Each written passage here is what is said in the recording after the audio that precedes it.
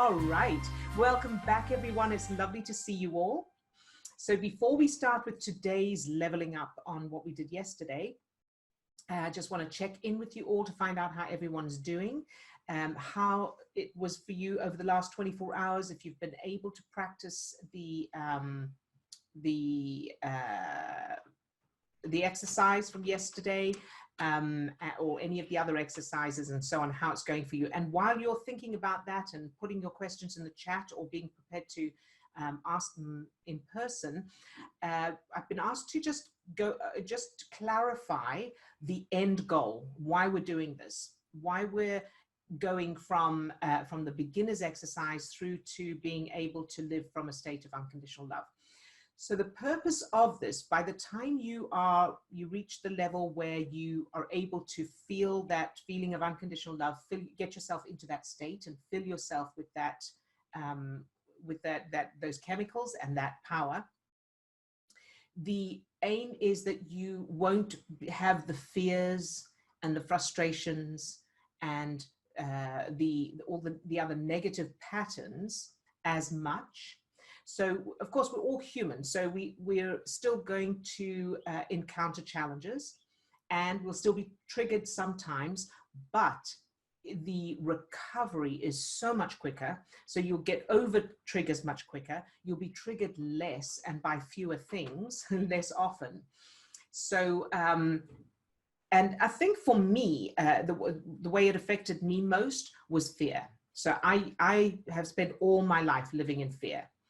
And I was terrified of everything. And, so constantly in that state of fear. And if something happened, I always saw the worst case, what's the worst thing that's going to happen. And then I was frightened of things that don't even exist and stuff like that. And what this did was it took that fear away, so that I didn't believe I was safe. I knew I was safe. I knew I was valuable. I knew I was safe. I knew that everything was going to be fine, and that I can only create the best for myself. So one of the phrases I created in one of my earlier books was, now that I know that I love myself, I can only create and attract things that I love and that are good for me. And that became a mantra that I lived by, and it's been true all along. So even when things appear to go wrong, or they appear to, there's something scary, as long as I continued, which I did, to practice this being in the state of unconditional love, it always worked out either nothing to worry about or actually a positive thing. It turned out to be a positive thing. So it is, you'll notice there'll be other things outside of you that change because you've changed inside. So you may find your finances have improved, your relationships improve, your physical health improves, your circumstances improve. You may find there's a lot of that, but it's the core thing that happens, and the core aim is that you will feel different. So it creates a stronger connection with yourself, a stronger sense of security and confidence, and that of course affects everything. So hopefully that explains it, but if not, let me know if you need more clarification. I'm just going to jump in with a couple of quick little things for myself personally. I feel like the big change for me has been having some tools to be able to effectively deal with your emotions. And I think that this helps move us into a place of being in control of your emotional state. Helps pull you out of victimhood mentality. So I think so many of us grow up naturally of being conditioned into a place of victimhood. I don't have any control over what's happening. I don't have any control over these emotions that are happening to me. And by gaining more and more of control over that, doing these exercises, practicing these exercises gives you that control. It's not that you're going to stop outside conditions from happening. Things are still going to happen to us, but we have we have the tools and the power to be dealing with that, which pulls us out of that victimhood mentality. And the second thing, whether we do it now or later, I think if we can remember also to discuss the book, which may be helpful for people as well. Yes, so thank you, Steve, and that is spot on. That's some good additions there. So the book that Steve's referring to is and some of you I know already have it. It's the I Have a Superpower. You have, sorry, I do, we all do. You Have a Superpower. It's available on Amazon in hard copy and ebook, Kindle version. If you are a part of the Superpower course, do not buy it because it's part of that course. It is in there. And if you haven't found it in there, let me know and I'll direct you. And that is the original book that I wrote about this whole modality. So it'll give you more information and a lot of real life examples of using this. So yes, so the victim thing, just very quickly, the reason most humans naturally have a victim mentality, it's perfectly normal, is because from babies, remember that the subconscious we're being programmed from the time we're born onwards of who we are and how the world works. And as a baby, we are completely at the mercy of things outside of ourselves and people outside of ourselves. And everything we get, everything we need has to come from someone else. So we're programmed that way. And then as we grow, that is a core, foundation belief. So then we have to reprogram that to update it, because now as adults, we are not at the mercy of everything outside of us, and we don't need something else outside of us to give us what we need.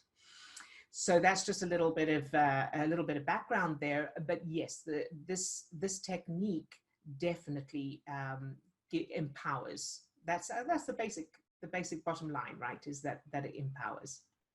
All right, and someone says the process is so much stronger with the energy. Great. And I woke up in the middle of the night and did this process and woke up feeling really super good. Yay, well done, good job. And someone else says, now that I know I can love myself, I can only create what is loving and good for me. I think that's what Adil said, and it's a powerful belief. Yes. So in fact, just a slight change of words there. Instead of now that I know I can love myself, we want to say, now that I know I love myself. So, because here's the truth as well. You don't have to love yourself. You already do. We're born with love for ourselves. It's just programmed out of us and we lose touch with it. But it's a perfectly natural. So when we're children, we're trained conditioned out of self-love, because it's, arrogant, or, don't be so full of yourself. You've got to put others first. Always think of other people first, which programs the child as we grow to think, I'm not as important as other people are. And that's a subconscious thing. So we don't consciously realize we believe that. That's a subconscious thing, but it's affecting all our decisions and the way we see everything, the way we experience the world. So the truth is, we already love ourselves. We just have to remember that and clear the stuff that's in the way of that. So the way I've described it before is, if you imagine every baby is born with this bright light of self-love, of love in general, but especially self-love. And it's this bright, bright light of joy and love. And then as we grow, it's trained out of us, and that's like putting covers over. We start covering it up. And then it shines out little, and it shines in people's faces, and it's not very comfortable when someone loves themselves. People are uncomfortable about it, so it gets covered up. So what we want to do now is uncover it and allow it to shine again. All right, so hopefully that makes sense to everyone. And any other questions or comments or requests for clarification? How did everyone do with the exercise of the the subject rejecting. If you let us know how that went for you. So someone says, I'm noticing I'm getting distracted as I go through the steps. Any tips to stay focused? Very good. Yes. So can you clarify what you're getting distracted by? Like, can you give me an example, and then I can give you a better answer. Oh, here we go. My mind starts to wander to other subjects, and I have to redirect my thoughts back to what I'm doing in the moment. Yes, and so I'm assuming that when you say it starts to wander to other subjects, I'm assuming it's things that are on your mind already. Perhaps things you're worried about. Yes, okay, good. So here's the solution to that, or something that will help with that. Before you do the exercise, notice anything that's on your mind that you're concerned about and write it down, just a word or two that you can. So my sister calls this unpacking your head. So unpack your head and just, like, dishes or whatever it is, or, bills or whatever's in your head, just write it on a piece of paper. And then while you're doing the exercise, if those same things come up, just remember that you've written it down, and then just gently bring your focus back to what you're doing. And as you do that more and more, it will get easier, and your mind you'll start to train your mind just like you would train a dog. If new things come up, so let's say you've written some things down and now you're doing the exercise and something comes into your head that you haven't written down, just take a moment, write it down, a word or two. So, because what it does is it gives your brain that reassurance. So because the brain wants to make sure that you don't forget anything. When you write it down, it helps to get it out of your head, so it's unconsciously, it releases it. And you can do this when you go to bed as well. This is very, very effective. If you find when you go to bed you can't get to sleep because so much is going on in your head, that used to happen to me, have a notepad and pen next to your bed and just make a note of whatever's in your head, just a word or two per thing. So not a great description, just one or two things to identify those things, and then you'll be able to go to sleep much easier, because in the back of your mind, your brain is going, okay, it's written down. I don't need to keep the ball in the air now. Okay, so hopefully that helps. And so the combination of making a note of it and then just keep bringing it back, that will, you will condition your mind. So that helps. Thanks. You're very welcome. Very good. All right. And let's see who else. I found it very helpful when my subject rejected me, didn't bother me. Excellent job. Well done. Yes. So that's great. So if you, for everyone else who found that it doesn't bother you when your subject rejects you, now you can go to a different subject. Now you can go to a slightly more difficult subject. So not very difficult, just the next level. So so that you're not jumping in the deep end without learning to paddle.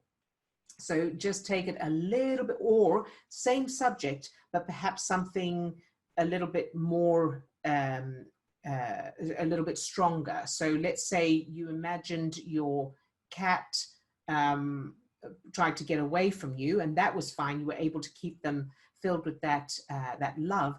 And now you want to go, they snap at you, or they scratch you or bite you or something, and you want to maintain that same level of love. So that will be the next level for those who found it that it doesn't bother them yet, or that original one didn't bother them. All right. Yeah, one more comment from an update from yesterday. All this love is helping my tooth. Oh, good. Excellent. Well done. Yes. And that's, yeah, that's normal. And Wanda has a comment. While you're doing it, can you do different subject? Can you do like your sister, your son, your husband, your friend? Can you? Okay. Yes, absolutely. Because so again, we're going to that. The end result that we want is that you're doing it to everyone and everything all the time. Okay. And that is you. So, you know, Superwoman, that's you in your Superwoman state, is that this love, this unconditional love is beaming out from you to everyone and everything. So that's what you're aiming for. All right. So the more subjects you can do, the better. And today we're going to be doing target practice, which so I'm going to explain that in a minute. It's great fun. All right. So I should try sending love to someone who's been problematic for me. Yes, absolutely. Try that. And if you find you're not able to do it, that's okay. So that's just, you know, the weight is a little bit heavier than your muscles have strength for yet. So if you try it and you're not able to do it, that's okay. Just pull back and go, you know, go back to practicing on an easier target. And then eventually you'll be able to do it. So it's very important not to lose faith or to doubt, you know, to give in to any doubt, because that would be the same as getting on a bicycle and, you know, toppling off and think, oh, well, I can't ride a bicycle. You can, just takes more practice. You know, you just need to, or you maybe need an adjustment on your technique or that kind of thing. But it doesn't mean bicycles don't work or that you'll never be able to do it. Great. So those are all the comments for now. Fantastic. So let's level up. So, you know, having clarified that the end result is that this becomes your natural state, you're empowered and you're able to feel good with no fear or and recover from triggers easier and so on. What we want to do is strengthen your skill. So if you think of it that you have just started learning this, you know, this technique, and so now you need to develop your skill on one hand, and on the other hand, the other thing this will do will be refill you. I'm looking for a rearm or whatever. You know, when you've got a water gun and you fill it up. That's what we want to do. So you want to recharge. Thank you. It will recharge you. So in the beginning, you'll need a lot more charging compared to how much you're using it, just because you're getting used to it. Your brain and body are getting used to this. But eventually, charging will just be to top up, you know, and generally you'll be able to stay in that state and use it a lot more easily and a lot more powerfully. So what we're going to do is we're going to get into the state that we got into yesterday, and then you're going to aim your power at inanimate objects around you as target practice. Now this sounds, this is a lot more powerful than it sounds, okay? So for example, your coffee cup, the window, your computer, a picture on the wall, a penguin, anything that's around you, a cushion.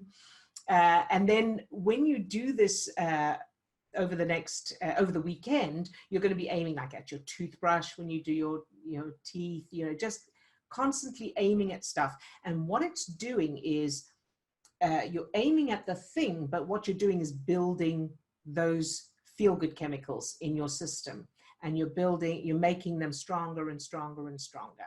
All right. I always thought I might have mutant powers. Exactly. And you do.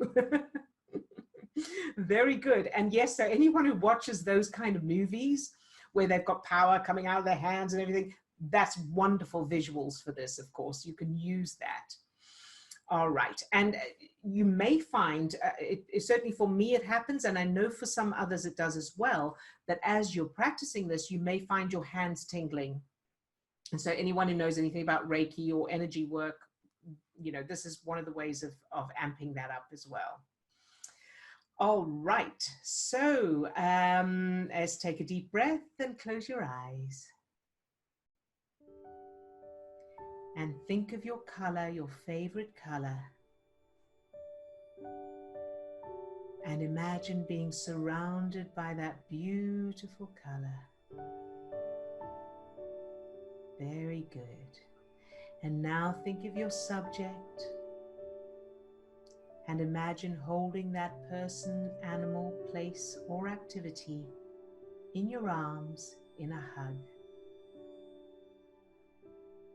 Think of all the things you love about this subject and notice the feeling, the physical feeling in your chest,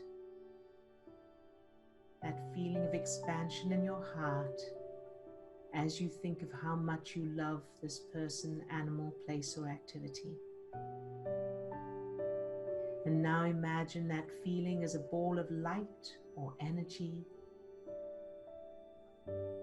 And imagine it spreading down to your toes, up to the top of your head, and out to your fingertips.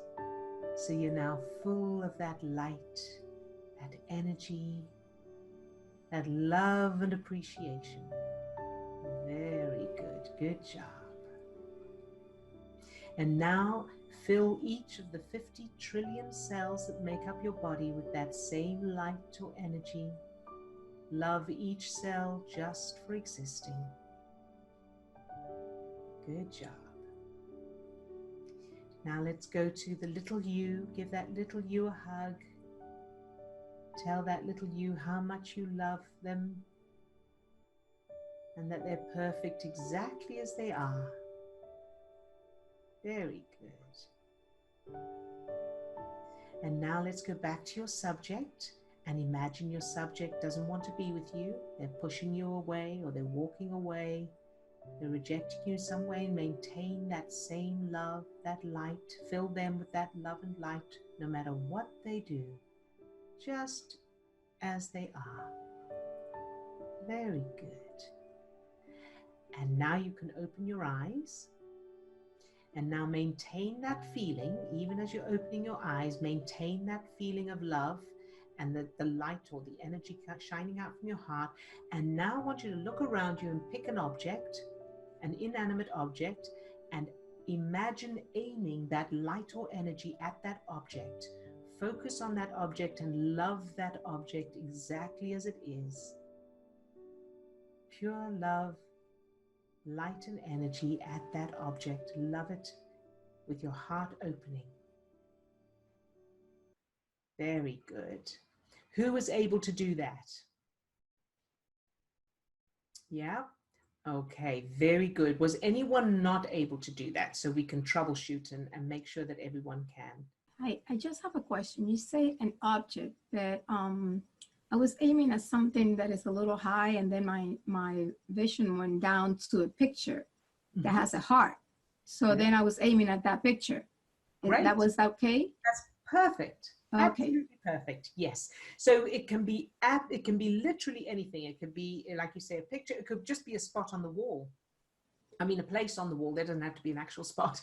You could, you know, you could aim it at the whole carpet, or you know, just one area. So, and you can try different things.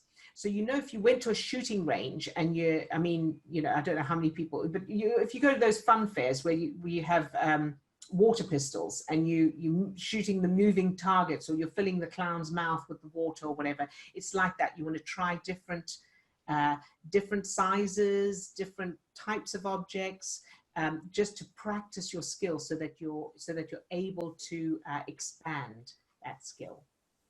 Is that good? And you were able to do that? It worked for you well? Yes. Wanda? Great. Fantastic. Well done. Odile, I just wanted to chime in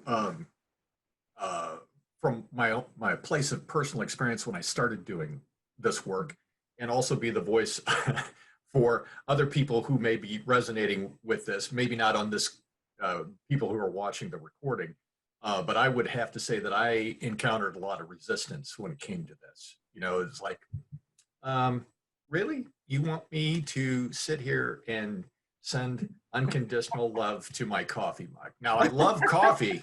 There's no doubt about that. But, you know, so there's, I know that there's a resistance to this, and I'm like, this kind of sounds a little hocus pocus to me. Right. But what I discovered in just going ahead and doing it anyway was that, okay, I get it. That if I can get myself into that state and I can hold that and imagine that I'm sending, even I don't have to believe that I'm doing anything. I'm just holding myself in that state longer. So it's a matter of like, if I'm trying to lift a weight and I'm starting to feel that, I'm starting to shake, and it's like, okay, now, I'm just going to put my mind on something else, and I'm going to imagine holding that weight a little bit longer. So even if that's all we're doing in that moment, we're just physiologically strengthening that Right. process.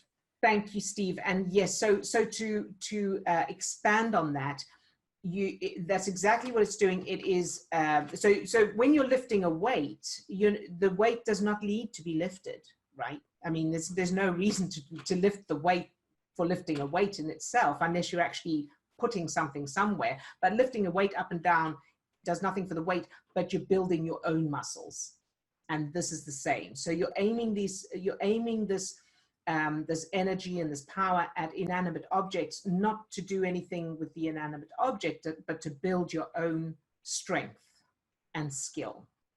Okay, so hopefully that and we could talk about this a little bit later. However, there's plenty of examples of how doing this work has actually had impacts on inanimate objects. Physical inanimate objects. And so one of the examples in the book, I've got a couple of examples in there, but one of them, this is the first time it happened to me, was I was a singer, and I was doing my very first pub gig.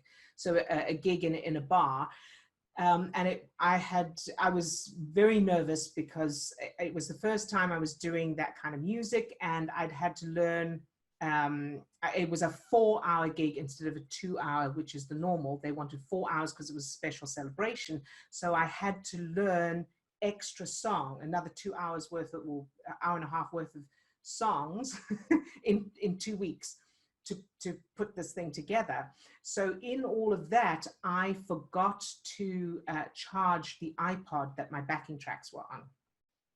So we were driving to the gig, and it was about 45 minutes away. Now, I know in America that's not a lot, but in England that's far. And so, it's a whole nother town. So 45 minutes away in another town. And on the way, I remembered, I went, oh my goodness, I forgot to charge the iPod. I must remember when we get there to plug it into the laptop. We had the laptop with us. Got to the thing, it was packed, and it was fantastic. The people were very, they were celebrating. The owners of the pub owned a horse that had just won a big race. So anyway, I started the gig, forgot about the laptop. I forgot about the iPod, and the first set, second set, I kept forgetting. And then in the final set, I remembered, and it was on red. So it was and it was a tiny little thing, so it didn't hold charge anyway. So in the middle of, and I remember it so well, in the middle of Jailhouse Rock, people were dancing and I was singing. In the middle of Jailhouse Rock, my partner plugged the iPod in to charge it, and the music cut out because it was one of those that you can't play it and charge it at the same time. So everybody went, oh, and I was like, oh, no, unplug it quickly. So I carried on, but it was going to cut out. I knew it was going to cut out, and in my head I was thinking, what can I do? I'm going to have to do a cappella without music, whatever. But what I did was I immediately started sending unconditional love to it, so that regardless of whether it worked or it didn't work or it cut out, and what's the worst case scenario? So we will get to this as well. What's the worst that can happen? And you love that, because what that does is it releases that from you. So it's like darkness. So worst case scenario is darkness. Unconditional love is light. Loving it is light. And that's what transforms it. So I thought, worst case scenario, it's really embarrassing. Everybody's angry because the music has stopped and the pub don't pay me and I never get another gig. Worst case scenario. And I made sure I loved all of that, loved all the people who would hate me, loved the people who wouldn't pay me, and all of that, and loved this little iPod. And it lasted not only for the rest of that, for the rest of that last set, but for 4 encores. And then it died. So it was, And, you know, it's not a stretch. It's not much of a stretch because of electromagnetics. So you are affecting things, you know, around you all the time, just on an electromagnetic level, and then also on a quantum level as well. So that gives you an example of inanimate objects. And then also there, you know, there's, I think there's a couple of them, but I know I'm thinking of one person in particular in our superpower course, who she posted in the private Facebook group, a watch. And I can't remember all the details of it, but I know the watch wasn't working. She took it to someone to have it fixed. And I think he said it couldn't be fixed. And she decided to try this, and it started working. So that gives you a little bit of an extra idea of the power that this can, that you could develop through this. And anyone else have a question? Someone says here, this would be excellent to do before you drink or eat. Practice on your food or drink.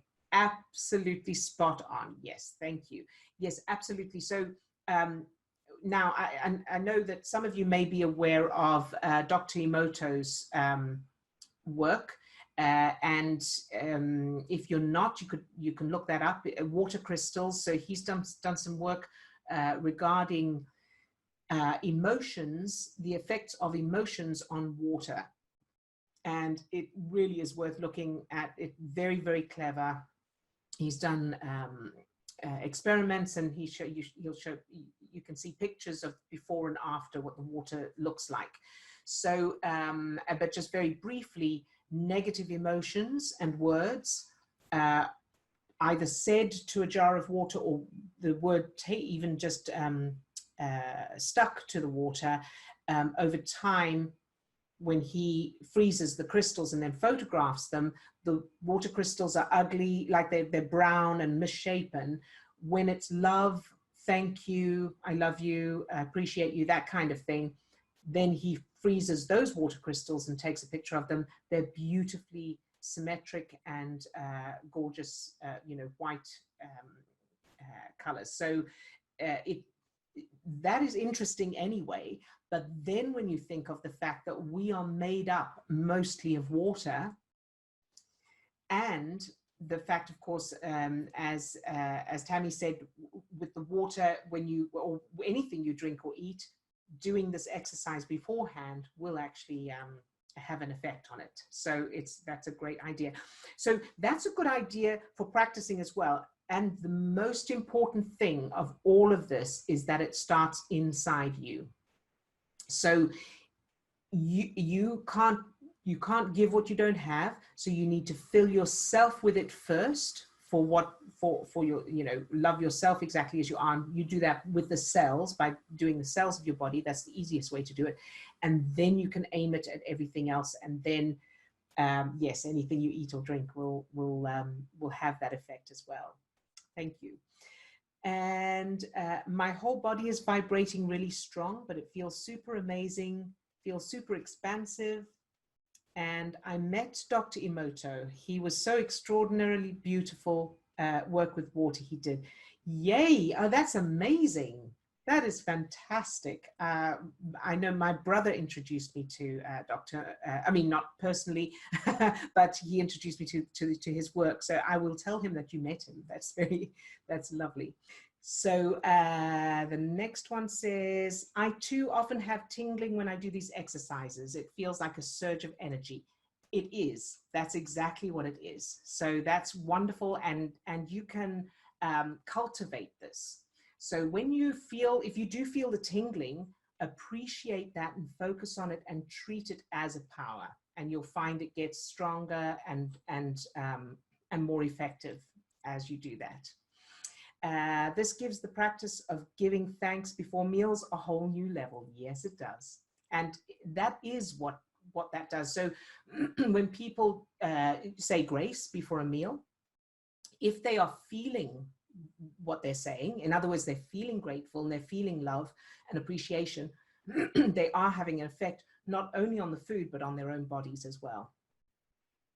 It's so awesome that Dr. Emoto and Dr. Bruce Lipton give the data and facts to show the changes in the body and water. Yes, absolutely. So for those of you who don't know, Bruce Lipton is another, thank you for sharing that. Bruce Lipton is another good resource for learning more about how our biology is affected by our emotions, and a lot more than that. Does this exercise help with nerves? I get dry mouth when I perform, and I'm an actress. It happens when I audition, especially when it involves singing.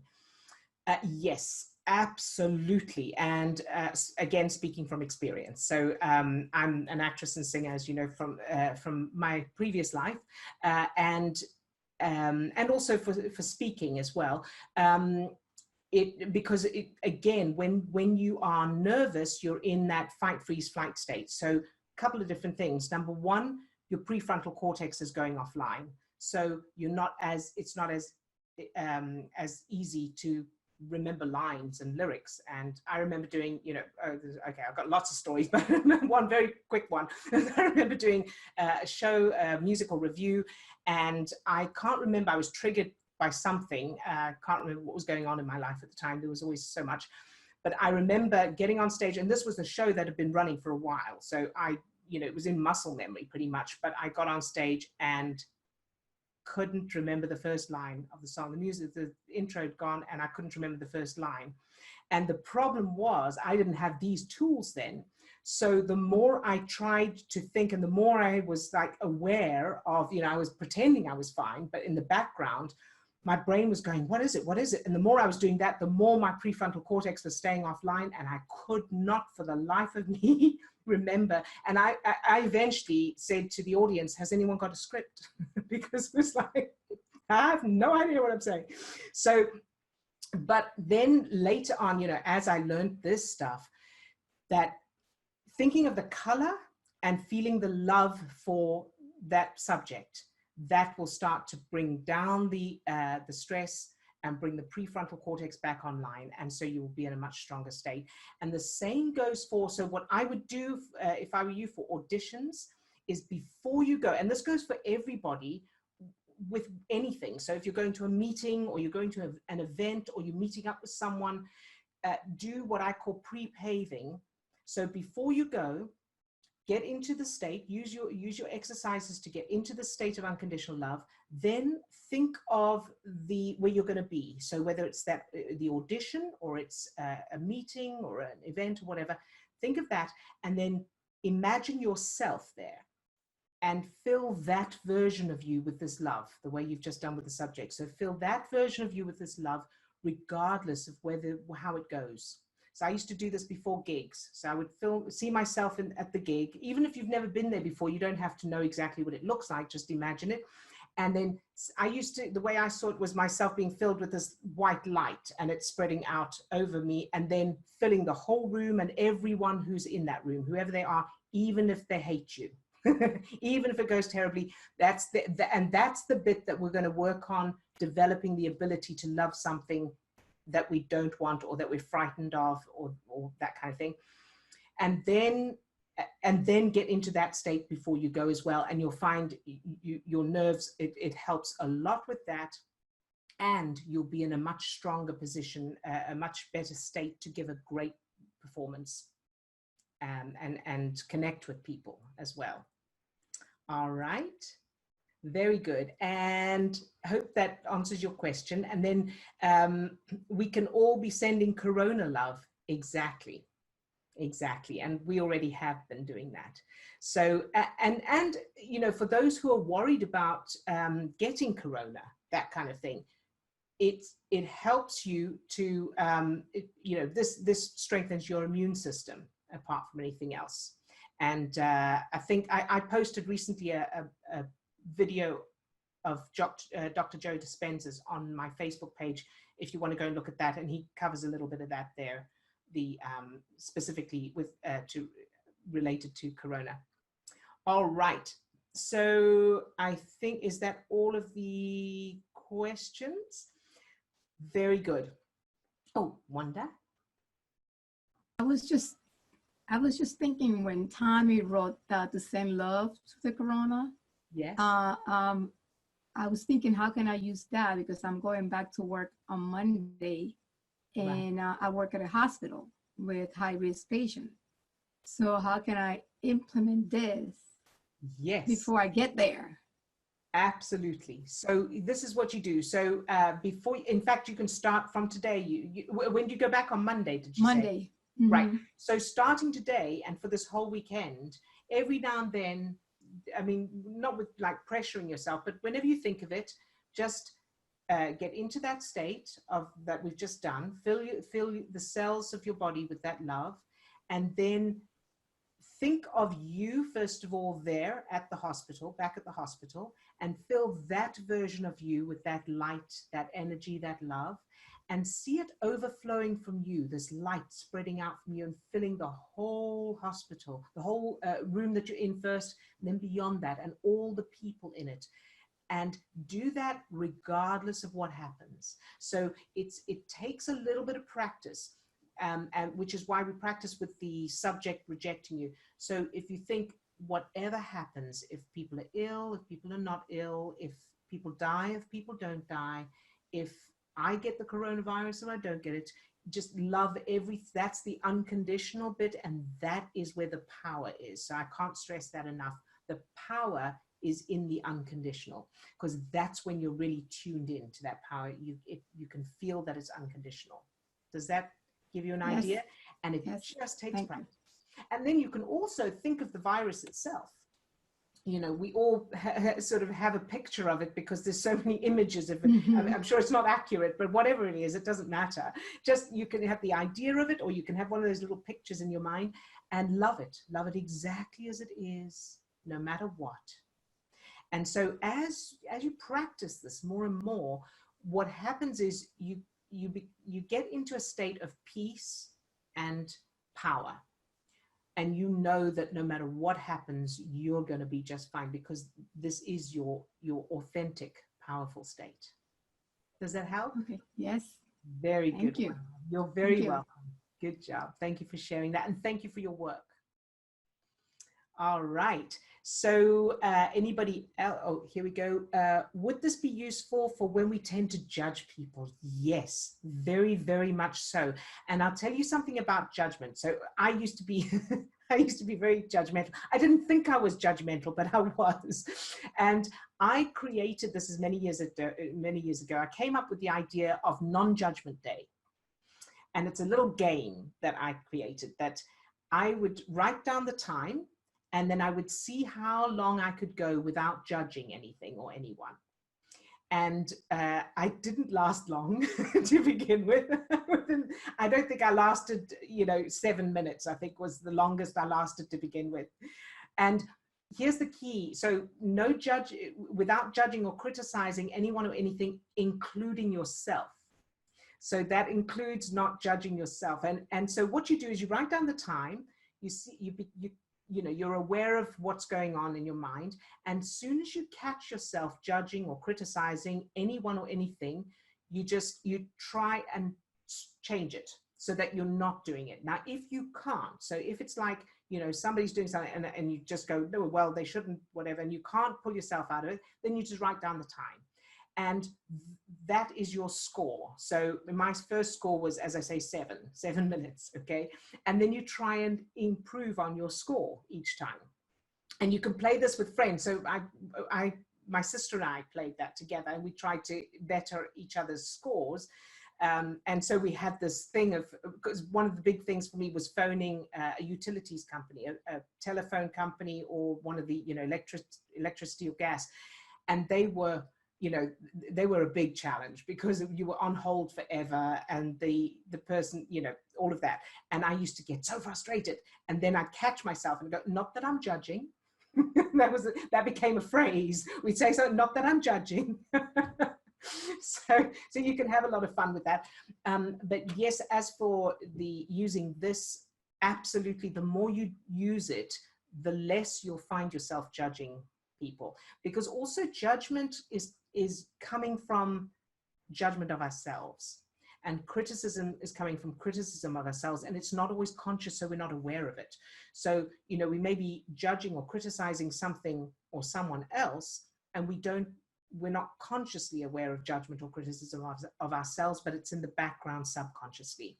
So as you start being learning, developing that self-love and becoming kinder to yourself, you'll find that tendency to judge or criticize happens less and less often. It also comes from fear. And so as you get, as the fear comes down, you'll find yourself less likely to judge and criticize. And it brings new, Elizabeth. Sorry, I muted you by accident. There you go. Okay. I have a question with all of this. Yes. I know the exercise typically is we close our eyes, we think of our color, think of our subject, but can you get to the point that you're in a conversation with somebody? And let's say you're having a conflict, or not even necessarily, a conflict, because that's a heightened situation where your emotions get easily triggered and things. Yes. Can you be having a conversation with somebody and use this technique in the midst of a conversation or conflict or something like that scenario? Absolutely, yes, and it's very, very powerful. So here's what we're doing. As you do it more and more, and we'll do next week, and perhaps on Monday, if you have all had enough practice over the weekend, but you can try it yourself in the meantime over the weekend if you wanted to. What we're going to do is link this state to a power word or phrase, so that you don't have to go through the whole exercise. You don't have to do the color and the hugging the person and all that. All you have to do is start saying your word or phrase in your mind, and your brain and your body, because it's made that link in your brain, will automatically start producing those chemicals, and you'll go into that state. So in that case, you can be having a conversation with someone and just repeating the phrase or word in the background in your mind, and you'll start to feel that love come up. And then the next step from there, which is master in the superpower course, is you're living from that state all the time. So for example, so I don't go through the whole exercise anymore. I'm in that state all the time. Sometimes I become more aware of it than others. And if there's a trigger, so my mum died in February last year, for example, and that's when I found, obviously that's a big challenge, a very, very big challenge, especially because there was a lot around that, in that I didn't make it there. I was on my way to see her and she died before I got there. So there was a lot of opportunity there to feel, to feel a lot of really bad emotions. But I was able to keep this, I'm in the state most of the time, but of course I wobbled off it, and I was able to keep correcting it by using my phrase over and over, and I was able to get through that. But apart from those kind of situations, I'm just in that state, and I just become more aware of it at times. So yes, you absolutely get to a point where you certainly don't have to close your eyes, and you don't even need to go through the whole exercise. And sometimes, when you're really triggered, you may find you need to imagine holding the person in your arms in a hug, just to get the chemicals going a little bit stronger if you've been more triggered. Does that help? Does that answer your question? Yeah. Oh, I'm unmuted. Yes, it does. I actually found last night that I was, and I didn't know if I was doing it incorrect. I was like jumping ahead, like, oh, I found like I didn't need to stay in my color so long, or I could just jump ahead. Yes. And I was like, uh-oh, is that good? Is that bad? No, I should go back and stay with this color. So I didn't know if that was okay. Yeah, that's perfect. So what's happening there is, when you're helping a child to ride a bicycle and you're holding onto the seat as they're driving, you just went a little faster and we didn't need to hold the seat anymore. And that's absolutely fine. Okay. All right. So yes. Hands-free. There you go. So absolutely go. So what you're aiming for, you don't have to do the exercises at all. So if you find you're going quicker and you'll get into it quicker without having to go, absolutely, that is brilliant. And then also, you know, like riding a bicycle and any other skill, you may find one day that you can't do that and that you do need to go back to the color in that, and that's also absolutely okay, and you'll jump forward again. So yes, well done. That's fantastic. Excellent. And someone says here, it brings new light to judge not, or you be judged, doesn't it? Yes, very good point. Excellent. And like the example you just gave with your mum's death, are you expanding the heart and chest all the time? Yes, absolutely. So when I was dealing with that, you know, and I was very, very strict with myself, because I know how easy it is to slide into that negative pit, especially when there's a lot of, when there appear to be a lot of reasons for regret or guilt or anything like that. So I was constantly, I wasn't letting myself get away with anything. So as soon as my mind started wandering to anything negative, I immediately pulled it back and opened my heart. Yes, I kept that open all the time. And so what I was doing then, and the way it is, the result is replacing any pain, any guilt, any missing, any regret, and all that with love and appreciation. So that when I think of my mum, instead of feeling anything negative and even missing, I don't feel the missing, because, I mean, I start to think, oh, I miss it. And then I think, no, I don't, because she's with me. So there's nothing to miss. And so what I feel instead is love and appreciation. And so, because it's true that as far as your subconscious is concerned, the person could be in the next room. Your subconscious doesn't know. I mean, just because something's not in front of you doesn't mean it doesn't exist. So they could be in the loo, they could be away on holiday. So there's a whole lot of, you know, there's a whole lot of scope there. It's only your conscious mind that starts thinking, oh, but this and that and all the worries and that, and you have control over your conscious mind. So hopefully that helps. All right, very good. Any other questions? Okay, so see if you can practice this over and over this weekend. We'll be back here on Monday, and we'd love to see you every day. The more the more you're able to do this, the stronger, the faster it will happen, and the stronger you'll get, the more powerful the results will be. So next week, I've created a new booking page for next week. You'll be happy to hear you only need to register once for the whole week, which is great this time. I've figured out how to do that. However, we will not be doing Thursday. So Thursday the 9th, there won't be one of these sessions, because that's the day we're doing our full day workshop. So we are doing a full day workshop on Zoom like this, for changing childhood memories, that part of it. So we will be using this technique, of course, as well, but we'll be going deeper into changing subconscious references, childhood memories, and that kind of thing. So that will be going on Thursday. So, and if you would like to join us for that, that'd be great. I'll put the link in there as well for that, if you want to book for that. And and we have another practitioner joining us who is she's not a practitioner of what we do. She is a nutritionist and lifestyle mentor, Sheila Peterson, and she's fantastic. So she's going to be talking a little bit about cravings, nutrition, and emotions, the link between those, as well as doing this kind of stuff. So these sessions will be Monday, Tuesday, Wednesday, and Friday next week.